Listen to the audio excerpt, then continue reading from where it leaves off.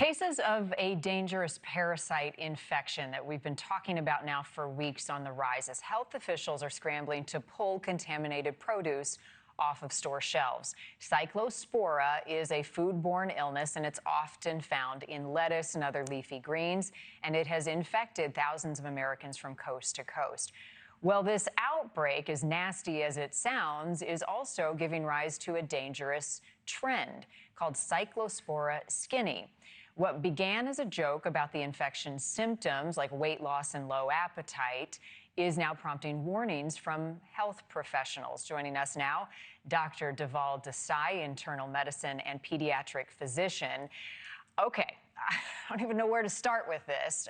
I mean, we've talked about the symptoms of this parasite. Diarrhea for weeks. Sorry to say that on morning TV, but that's the fact. Anybody who wants that, I question, why? But apparently, if it's a way to lose weight, what are your thoughts on this? Yeah, thanks for having me, Marni. This is a concerning trend. We've been talking about Cyclospora for a few weeks. It is a problematic bug that can cause persistent diarrhea, abdominal cramping, feeling very uncomfortable. It is not something that you would want. And what we are seeing with this trend is what's going on is appears that some influencers and some people are following that losing weight by getting Cyclospora is the rapid ticket to get, quote, skinnier. And I don't think that's obviously the right way to do it, because getting ill from Cyclospora is not burning fat. It is your body in a stressed state, losing fluid, electrolytes, protein, all in a way that is going to ultimately probably make you sicker. Right, and dehydrated, and then as soon as you do eat, which eventually you'll have to, you'll put all the weight back on. Talk about the dangerous consequences of that type of weight loss with a situation like this. Yeah, the danger is really that you're going to deplete yourself of the vital nutrients, the vital calories, the vital proteins that you need, which are our daily building blocks. So when we talk about being overweight or obese, it is a stigmatized word. It is a stigmatized concept, and everybody wants to be healthy.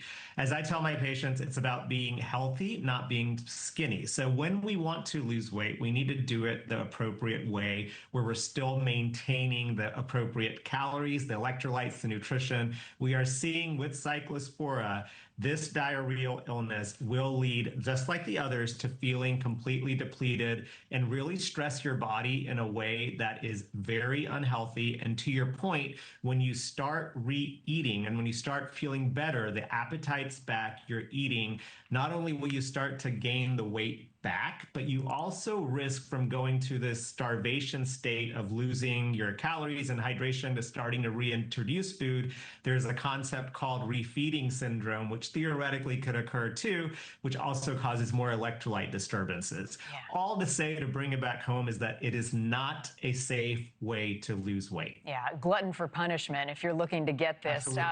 But I also wonder, Dr. Desai, if it is evidence of something bigger. We've got so many people and a rise of GLP-1 medications and social media influencers. And honestly, if you look around, people are losing a lot of weight. And so you have to wonder if that super skinny trend, which happened decades ago and is really unhealthy, has now taken hold again.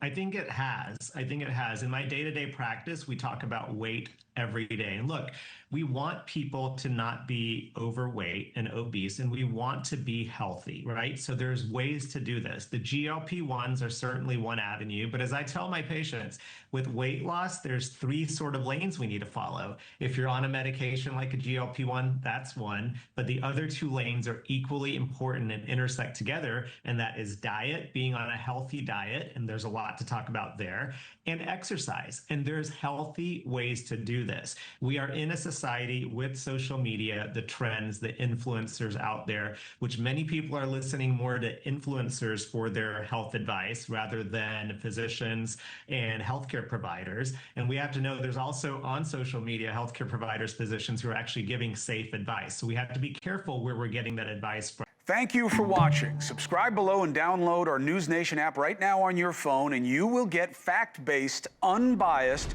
news for all Americans.